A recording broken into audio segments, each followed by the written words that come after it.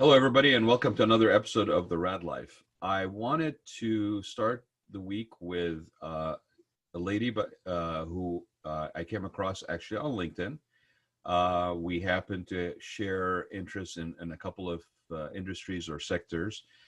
Victoria Cramer, who is, I was just really thrilled by her title, so I had to have her on as a guest. Victoria Cramer is the Chief Amazement Officer at Lodging Dynamics. And so without further ado, I'm going to bring Victoria on. She actually, it's going to be an interesting conversation about the hospitality industry. It's going to be an interesting conversation about strategies, the opportunities that are presented to us right now with what we're going through. We've been kind of basically pushed into maybe abandoning some of our usual moves and playbooks. And that's not necessarily a bad thing. So with that, let me just bring Victoria on here. Good morning, Victoria. Are you there? I am. Good morning. How are you? Great. It's Monday. It's my favorite. It's Monday. It's still your favorite, even though you're kind of working out of a home. Yes. Oh. Yes. You know what? It doesn't stop me from still thinking it's the best day of the week to kick off a week. You can make every day epic, but Monday's kind of crucial because most people don't. They make it a little vanilla. So you think, you know what? It's interesting. I used to say that Mondays were like a blank canvas, and it's like, I asked the question of like, what are you going to create this week? Kind of like, here's your blank canvas. What are you going to create this week? That's right. So I like that. I think actually it's even more important to think about it that way when you don't have such a like an obvious break between your weekend and your week and the environment. Like, you're waking up and you're 4 or 5 feet away from, if you're lucky, you're 4 or 5 feet away from where you woke up to spend the rest of your day working, right? Yes. Fortunately for me, it's 2 levels. So good. I can keep it differentiated. Yeah. Yeah. You have an elevated literally level of sequestering. I appreciate it. Absolutely. Yes. Which you'd be grateful for right now, because I have 2 very rambunctious 6-year-olds, but they're on another level learning. Well, I started off by saying that, we've been kind of kicked into, maybe even dragged kicking and screaming a little bit into this sort of abandoning of what we have been a go-to game, books for us, or playbooks for us, or how to do things, and including this. I mean, I took a what is it called? A restoration yoga class the other day. Okay. And it was online, and it was via Zoom. And it was interesting is that the lady that basically was giving the class, she was probably limited to about 2 feet on one side of her bed, because she had a similar situation where it's like kids run around and all this stuff. So the only place that she could do this, but there was like 12 people on this thing. So it works. Yeah. I mean, if you're, like I said, we're being kind of pushed into this new reality and figuring out how we can maybe adapt to it. Right? Yes. It's funny. I think I've mentioned this to you before, but I've been a digital nomad working from anywhere for decades. People are used to, my dog will pop in and out of a video, right? Or my cat and its tail will come across my neck, and we laugh at it. But it used to be an annoyance. Some people would be annoyed by it and be like, this chick's weird. I can't believe she can operate like this. And now people are so much, they'll hear a kid's voice in the background, and people welcome it, and they'll say, wait, show us who that is. And that didn't exist. I was just about to ask you to introduce your dog. Actually, you can't just show the dog and Oh, he just left. He was annoyed that I woke him up, I think. Wow. But, yeah, that was Rigsby. Oh, Rigsby. Okay. Well, maybe we'll get Rigsby before the end of the show. Might get him back. He might come back. We'll see. But I actually had a conversation this morning about content, and sort of, because I know you kind of you have dual roles, like you have your industry role with Lodging Dynamics, but then you also have a strategy and branding kind of side to you as well, right? That's right. And I want you to cover both of those. But the interesting thing with that hat on is I had a conversation this morning about, we joked in week 1 of coronavirus, or week 2 of coronavirus, that there's been a total loss of revenue from stop and repeats, okay, Oh yeah. No stop and repeats. But then fortunately for printers, all of a sudden we started doing plexi shields and, you know, decals on floors at grocery stores for 6-foot separations, right? So all of a sudden, here's another revenue stream that we didn't expect, and we lost this one. And there was very little selfies. Have you noticed that there's been very little selfies during this whole thing? You know, I didn't process that till just now. You are so right. I, I think you're tapping into something that makes me a little bit nervous, but it has been a nice little change. So influencer market and micro influencers, that Wow. has taken a major change in dip. Yeah. I can't stand in front of a new restaurant opening or a new car launching or be at a, you know, a private jet terminal or what have you. All of that mindset has just gone out the window. And That's what dawned on me today, I'm not a person who spends any time other than kind of curiosity at this point with TikTok, for example. Okay. yeah. But what I realized watching people do it is, and sharing more of that kind of content, I realize what I've been saying with my Golden Seal production side of things is that, you know, it's about, for me, it's about uncurated, kind of courageous, candid content. Yes. Okay, Yes. in a time of like cacophony of content overload, right? And Mm-hmm. what dawned on me this morning is, I wonder if that shift is happening wider than I think, because I'm watching people that are basically spending more time digesting content from things like TikTok, which is totally candid, Mm-hmm. almost satirical, you Yep. know, and with the voice filters and what have you. And I'm wondering how much of that shift as we go through this, because, you know, anything you do for more than 30 days becomes a new habit, right? Or Right. so to say. We're going to be at 60 days easily in this. Yep. So are we basically now conditioning ourselves that when we come out of it, to your point about having the cat walk across the screen, or, you know, it is that it used to be an annoyance, it used to be Mhm. unprofessional, and are we walking into a territory right now where maybe the expectations are to be more unpolished, more not 8 by 10 glossy? You know, Um, are we going there, you think? I hope we are. I think we are. I think there was, even before this though, a lot of apprehension about using video. So the people that were apprehensive about it are now using it, and they aren't dolling themselves up. I would always say, just be yourself. And sometimes I come right off a bike ride and I'm in a bike kit, and people are shocked that I'll do a video like that.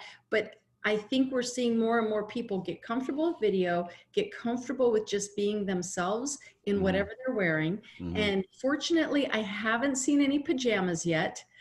If it goes that far, I might ask for a timeout. Hey, cameras only catch this much. That's right. I'll be like, come on, you That's can all at I'm least saying. doll up the first half, right? But no, I think you're right. I think the new norm is going to be yourself. Everyone else is taken anyway, so just be yourself. And I think showing up that way is probably going to be much more likely. Well, but that I mean, and to just kind of like go to your you know, your hat with basically with branding and strategies.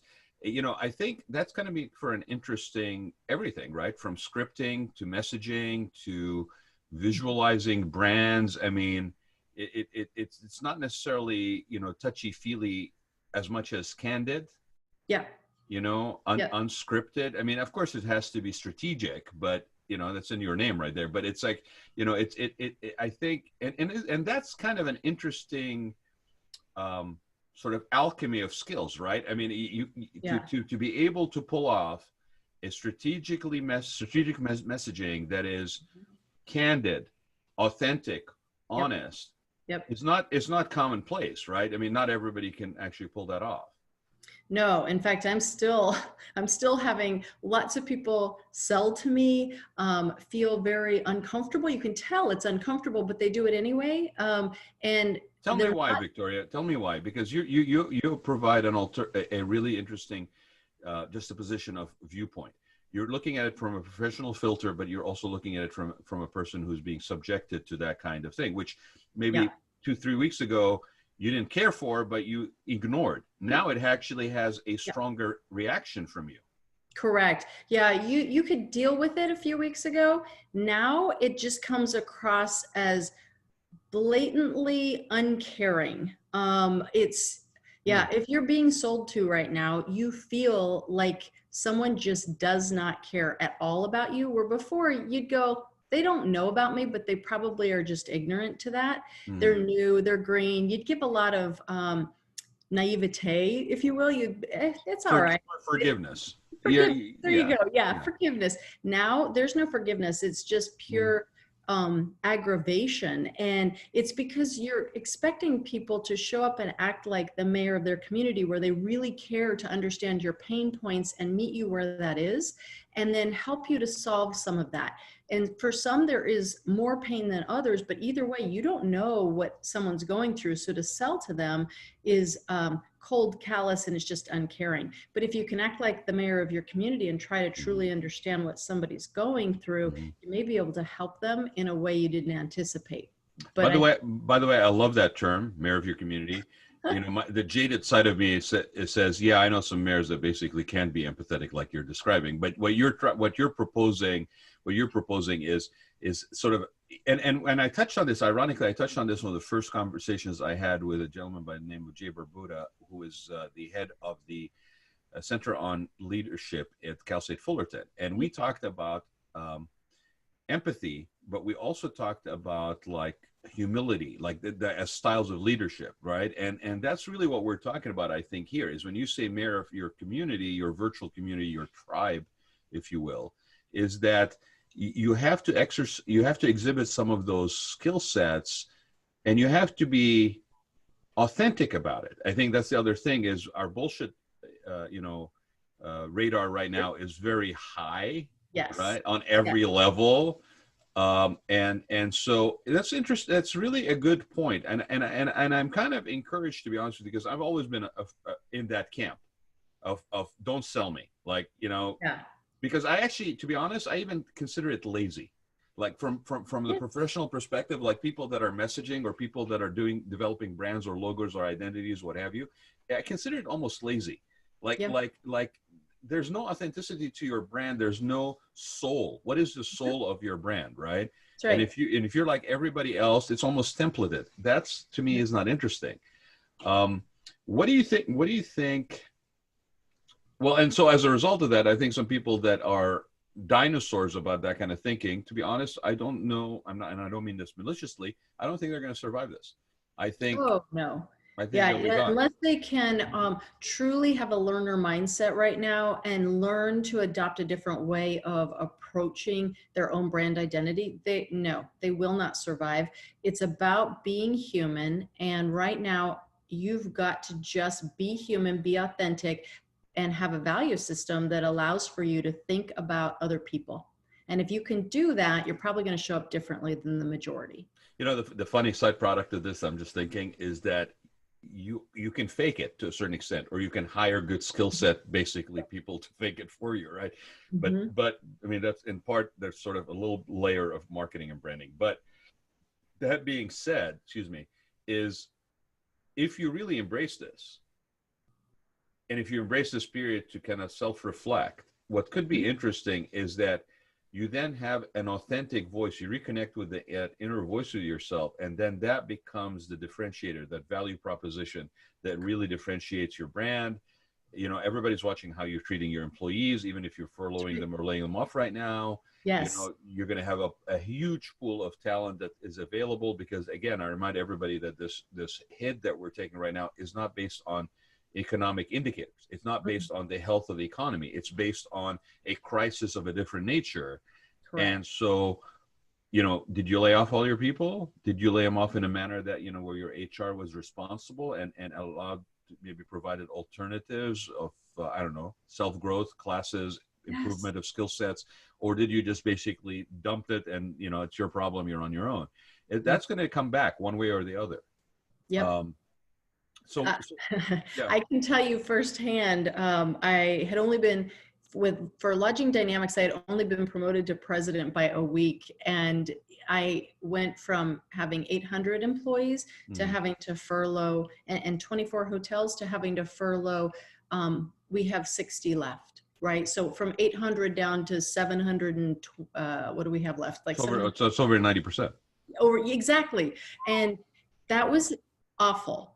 I felt very bipolar for the first 2 weeks going through this because I had major ups and major downs and so many emotions. And your point of the human side of it had to happen. Mm-hmm. I was grateful because I'm surrounded by leaders that felt the same way, but we said, we don't care that it's 740 people. We need to stay in touch with them. We need to find out what we can do to help ease their pain. We need to show them where they can log on, or for each of the states they work in, how do they fill out the appropriate forms? We need to do some of it for them, but we need to take the lead at being human here. And we've got to make sure that we walk through every step of the process with them. Mm-hmm. And then we need to meet each one at their individual pain points and figure out how we can help. And then it's not just, hey, you're furloughed for X amount of time. It's let's stay in touch. Let's create emotional bank accounts with each person that we can leverage as we go. And we don't know if we'll be able to bring them back or not.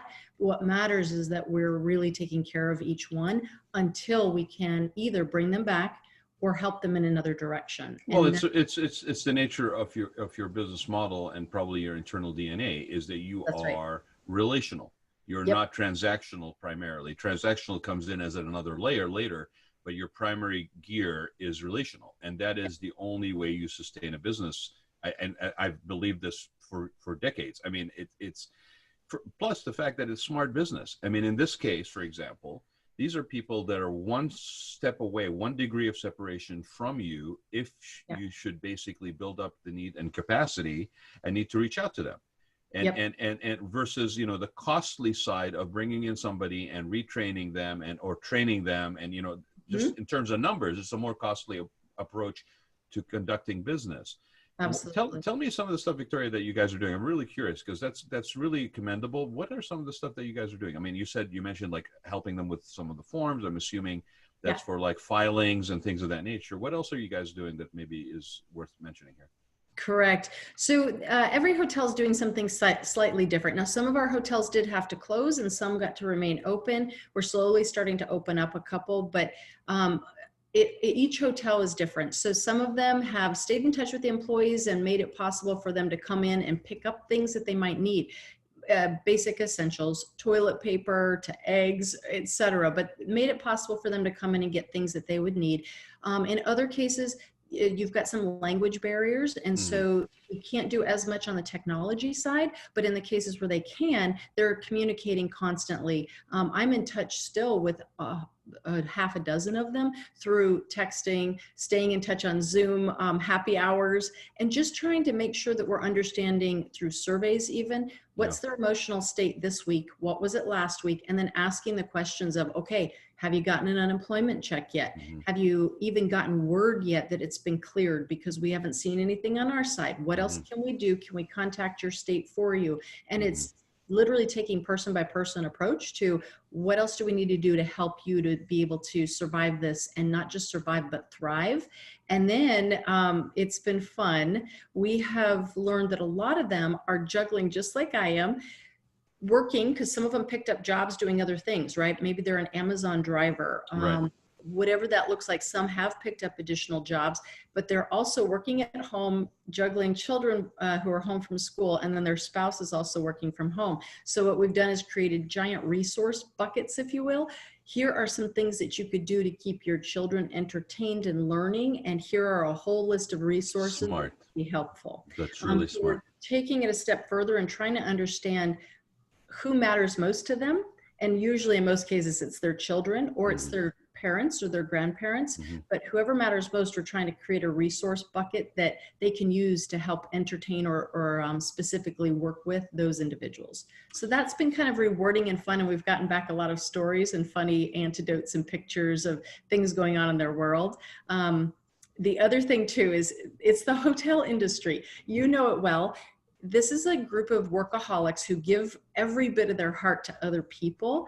And for the longest time, we've said, you need to do other things. You've got to stay physically active and you've got to keep yourself out of depression. And how do we help you to do that efficiently and effectively? Mm-hmm. We're going to help give you ideas. So for one gentleman, he lives in Arizona, and I've teased him for years.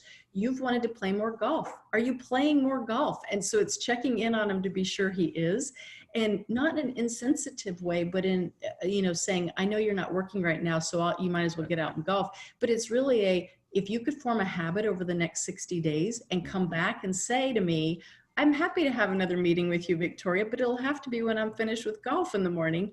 I would celebrate that. So it's kind of those check-ins too, to say what good habits are serving you well that we need to maintain when you do come back. And I think that piece of it is going a long ways. Victoria, it's funny because what you're describing, I think we have just, regardless of industry, right? There's always been sort of this at least pseudo interest. Now, I don't know to what degree is it just, superficial that we can claim that we do it versus our heart is really in it. But every industry has had this desire to sort of at least come across as being sensitive to its employees' needs, to establishing sort of a corporate culture, right? Yep. It's interesting that we had spent so much resources and time and effort towards those things. God knows, godless amount of meetings probably, try to dial in HR and corporate culture and all this stuff, right? And here we are thrown by a crisis that's global. I mean, there's no way, you can't hide it anywhere. Like you can't go on an island somewhere where this is spared, or be a multinational, or have properties across multiple states and say, well, New York is getting hit, but California will shore it up. Or Arizona is sort of, at the tail end, but we'll be fine. There's no hiding. We're all in this together. As somebody said it to me the other day, he said, we're all in this together, but we're not all in the same boat. And to your point, your employees are not on the same boat. But what you're doing today, and when I think about the resources or the lower cost efficiency of what you're doing today, this way to build those inroads and connections between people, and that internal network in terms of corporate culture, right? Yes. Isn't it fascinating that when we really are pushed to achieve something out of a position of necessity, not because there's a value reward or a revenue optimization or department cohesiveness or any of that stuff, vertical integration, this is all happening voluntarily out of the genuine interest of people to do it. And we are doing it efficiently. We're doing it expeditiously. We're doing it at an incredible low cost. Yep. So why the heck does it take a crisis for us to remember that this is all that it takes to actually get something done?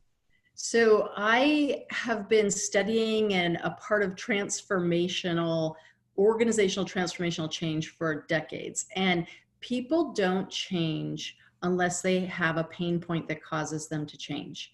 You can talk till you're blue in the face and provide all the training you want to, but the reality is that people just won't change until something dramatic causes them to have to. And it's usually got to be life-threatening. It's usually got to be financially threatening, but then that's when change can really occur. So it has to create a fear. Without that fear, it's not going to happen. And you can talk to almost any HR person and they will tell you their biggest pain point for a couple of decades now has been employee engagement. And for the first time ever, I think we may be able to buck that employee engagement paradigm, if you will. I think that the people that are currently working are very engaged. I think they're exhausted, but I think they're very engaged. And I think that as we come off of this, I call it the pause button, as we come off of the pause button, I think we're going to find much more engaged employees because they will have had a forced sabbatical. In a lot of cases, especially in the hospitality area, people have been on a forced sabbatical, and sabbaticals create creativity, collaboration, gratitude. Your mind just gets lit on fire. And I think the people that come back are going to be on fire. And I'm excited about that. And I hope I'm right, because I think that forced change would not have happened otherwise. People just they don't take. I agree with you. I think to your point that people that are working now are probably working with more purpose. Yeah. I think that people are committed in a different way. I think the people that are maybe in that forced sabbatical that you're talking about, least in most cases, because some people are just negative. They're just not, it's not going Yes, to change, right? agreed. In most cases, there's going to be a lesser sense of complacency. Yes. And the word gratitude that you use, I think, will apply. And now the question we really should be asking ourselves is, how do we sustain that versus, how long will it be under natural circumstances, then basically wither away? I think that's really where corporate ingenuity now, as Yes. we are provided an opportunity to not be starting from scratch. We actually have an engaged workforce. We have a workforce that's probably showing more gratitude, especially if you've dealt with them correctly during this pause period. That's right. And they could be coming back in as very engaged, especially in the hospitality industry. And I want to talk about that as we kind of close this out. But especially in the hospitality industry, having an engaged, committed, purpose-driven, gratitude-filled employee, I mean, that is your ambassador to every touch point that comes out, whether it's virtually, which will be more so probably these days, Yes. or even in person, which at the end of the day, there will be one-on-one in-person interaction, whether it's the front desk, whether it's the bartender, whatever it is. Those are people that now are basically, you're not going to have to basically come up with costly retreats in order to get them all into that sort of a team building exercise. They are already engaged in a level that you are just blessed to have, to be honest with you. It's like, it's a gift.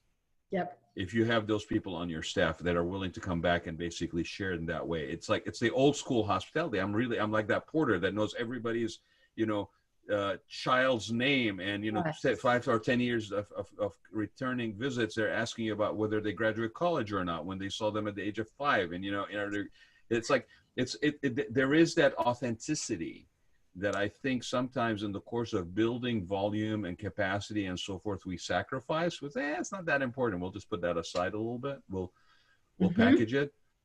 So let's talk about what you see, because you and I kind of touched on this off camera here, about, we've been in the industry, in hospitality industry, whether it's whatever, whether it's food and beverage, whether it's stay, whether it's any kind of travel, tourism. We've been in this industry long enough to see maybe that we've gotten into a point of a rut almost. And so what do you see as on your properties? What do you see just in general in terms of opportunities coming out of this? Take us on a journey. Yeah, so we could take you on either the employee journey, or we could take you on the experience of the guest journey, but I think it won't matter. Both will be very different.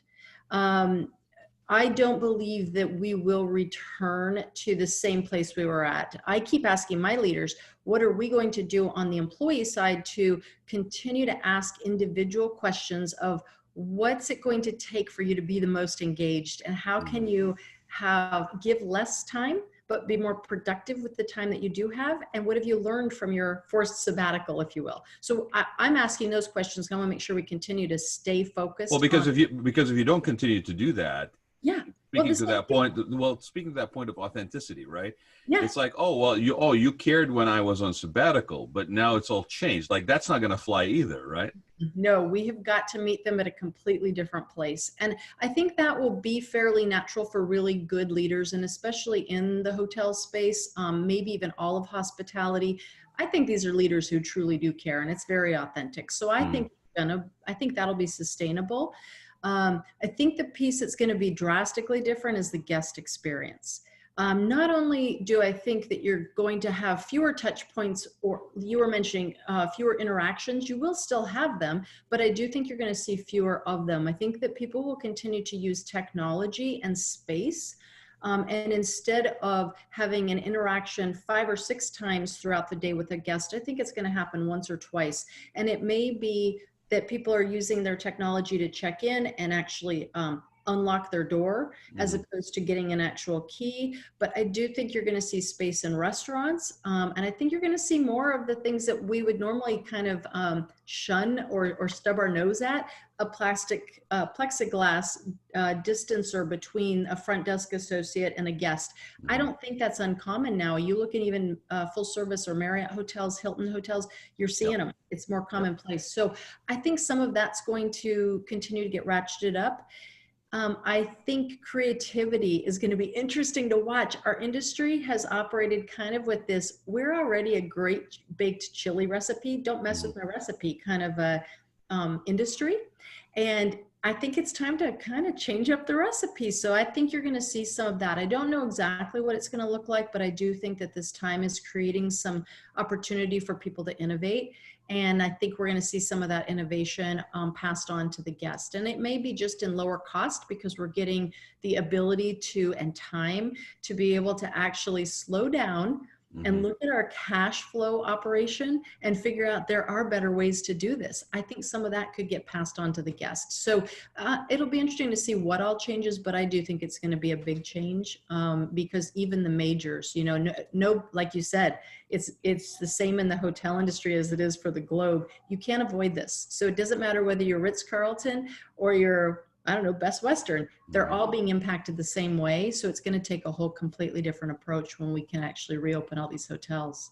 Well, the thing that you mentioned as far as the touch points, I think the touch points nature may change because we are now maybe after this period a lot more comfortable in not having sort of that in person. But I'll tell you what I think is also going to be different. We've had technology interfaces before. Mm-hmm. We've been pushing for, oh, it's going to be the you know, the electronic check-in, and it's going to be the sort of the Airbnb kind of idea of, you know, there's a key in this box, and or there's an Amazon locker or whatever, right? I think what's interesting about that is that that interface before was a tertiary or secondary point of contact Yeah. as far as the industry, how the industry saw itself. And so, with that being said, it ended up being um, something that was okay to have it be impersonal. I Yes. think that is going to change. I think we may be having less in-person points of contact and we may have more virtual or electronic interfaces. But I think Correct. the nature of those interfaces now has to take on a lot more of a Mm-hmm. personal approach, a personality approach. It cannot be this sort of generic app-based developer thing. It has to have a soul in it. There has to be Agree. a soul in the machine, to quote an old song, right? I mean, it's like there has to be a soul in the machine, and Yeah. it has to come across. And then add to that, that it has to be that same voice that you are basically packaging yourself and saying that you stand for. So if you know, you can't have a third party app that is now handling your technological interface that Mm-hmm. is not seamlessly Correct. engaging the client the same way that your in-person facilities are. Yep. It's an opportunity. It's a great opportunity. It really also, but the scary part of it, as always is the case with this, is that it requires vulnerability. It requires, Yes. you know, it really requires openness and vulnerability, and that is something that corporate structures do not do very well usually. No. No. Once, And interestingly, I wouldn't say that we as leaders of our company came up with some of the cool solutions on our own.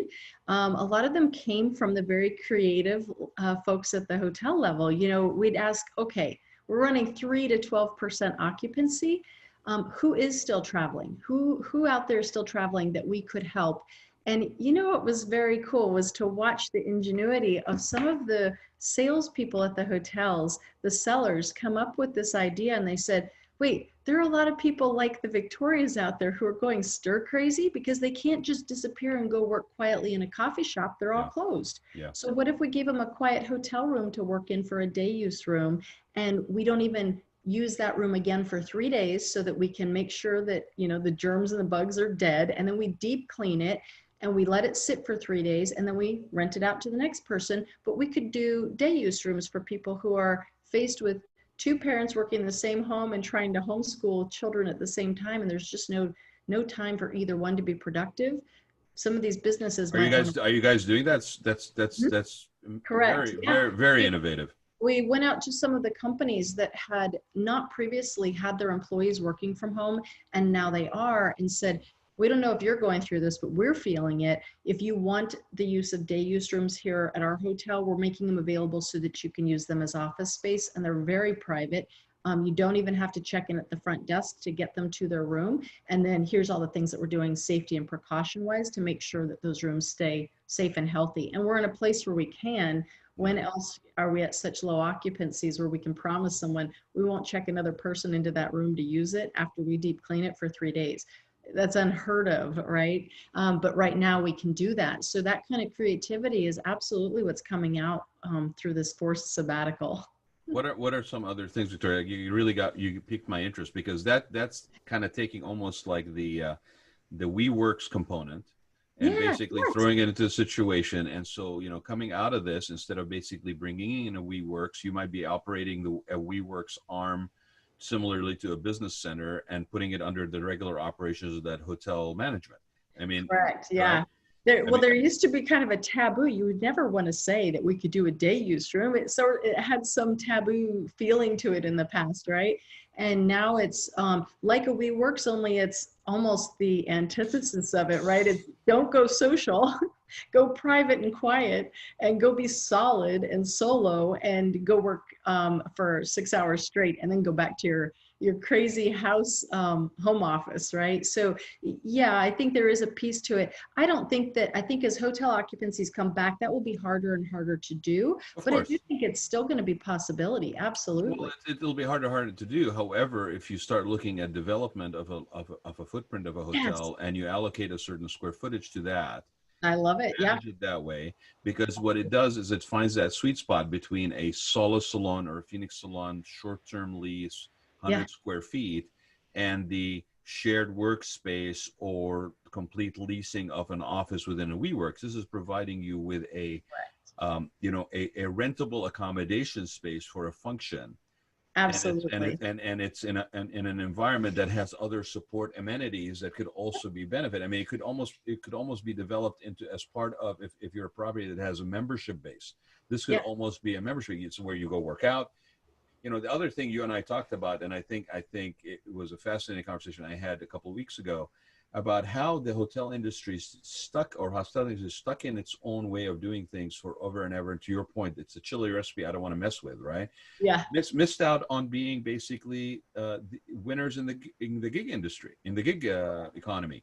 I mean, you got hotel properties that have commercial kitchens. The commercial kitchens are not constantly being utilized. How come those properties, especially under large chains with distribution channels, did not add a delivery component and become the Grub hubs? How come Hyatt did not become the Grub hub, right? Exactly. Out there, or the Uber Eats, right? I mean, we had the infrastructure, but we did not see that opportunity. Correct. Right. And now it could be that property, it's only maybe, I don't know, 50% of how we basically operated a property before. Maybe it's now, and this is something that we discussed in the spa side of things, is that you really have to be a lifestyle brand. Correct. And right. And I think to a locale and property location level, I mean, if you are a lifestyle brand, now corporate can obviously provide that layer of support and infrastructure and all the stuff that is needed as well. But on the individual property level, if that property actually engages with their community as, if you will, a mayor of the community, beyond just even their staff, Correct. and then becomes an actual integral part as a lifestyle brand into your life, where you no longer are working at the office. You're working maybe 2-3 days in an office environment and 2 or 3 days in a home environment. But to your point, you got kids, you got cabin fever, whatever it is, and here's a property that's a hospitality property in your neighborhood that allows you an alternative to that. Okay, you got two working parent household. That's 2 clients of yours that you just added to your roster of hotel goers. Yes. They're busy, so they don't want to basically make food, but they have certain nutritional guidelines and things that they want to make sure that they get out of their food. So now you become a pre-prep meal location. Yep. You then have a fitness component and a lifestyle and nutritional reprogramming component to your offering. Now all of a sudden you become basically a partner in that person's life. Yeah. Yeah. And you're making money all over the place. I mean, there's levels of ad service that you're charging for, but it's definitely more of an authentic, we are in this together. We are part of your wellness as far as community, as far as mental well-being, as far as family relational dynamics.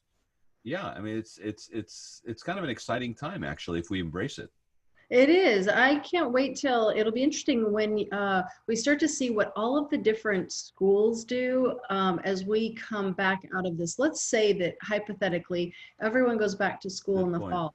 They're not going to go back to school in the same way that they did, right? So Right. you're going to probably see some big changes in the way that even kids are, I believe, we'll see big changes in the way kids are going to school. You may not have them going to school the same hours that they were before because they want to have smaller class sizes or more spread out. It may be staggered times as opposed to a traditional time slot. Mm-hmm. So as long as we continue to operate thinking about what the pain points are of the parent or how are they having to adapt, and then we can adapt to that and create very creative solutions, I think that's going to be going back to being the mayor of your community. You're really adapting with the community and figuring out what's best for everyone. And I hope that we continue to operate that way. Well, long distance learning. I mean, Yeah. it was a sort of an ironic situation in the state of California. January 1st of this year, there was there was a law passed last fall that went into effect January 1st that basically put a moratorium on long distance learning. That was January 1st. Wow. Right. By March 1st, and it was driven by special interests and people that basically had, vested interest in basically keeping things more one-on-one person. Nothing wrong with that. But what the irony is, life happens when you make plans. So that was January 1st. March 1st comes around, and every school in the state of California is long distance learning. Yep. So now that you've been long distance learning and effectively achieving that in most cases, not everybody has the infrastructure in place, but you're in achieving it, and there's success stories and there's proof of concept. How do you now justify continuing to enlarge the infrastructure of physical environments, basically limiting your ability to deliver and educate people based on your class sizes when you basically are now limitless if you actually open the curriculum out to other people? Cost efficiencies. I mean, it's to your point, I think it's going to be interesting because that will have bonus elements, but also pain points for the parents and everybody else who's involved in that. Absolutely agree. So now we're gonna have to keep a close eye on the trends that are happening and ask the right questions and then adapt to the individual. Well, Victoria, I really appreciate it. It's a really good conversation. It's one great way to kick off my week. So I appreciate your time. Good. Well, I And hope you have an epic week. thank you. You too. I just want to give those websites again. So lodgingdynamics.com. Yes. And then vpstrategies.com. Great website, by the way. A lot of good stuff on the blog there. So I encourage people to go to VP Strategies and check it out. And then connect with Victoria on LinkedIn. That's how I found her, and I couldn't be happier. So another bonus treat from being sequestered. That's right. I would agree. It is a pleasure and my honor to meet you. Thank you, Victoria. You have a great week, and thanks again. Keep doing it. I will check in with you probably relatively soon. I'm curious to see what else is coming up your way because you guys are doing some interesting stuff. I'd like to know more. So that's a deal. We will do more. have a good day, my friend. Thank you. Bye-bye. Bye-bye.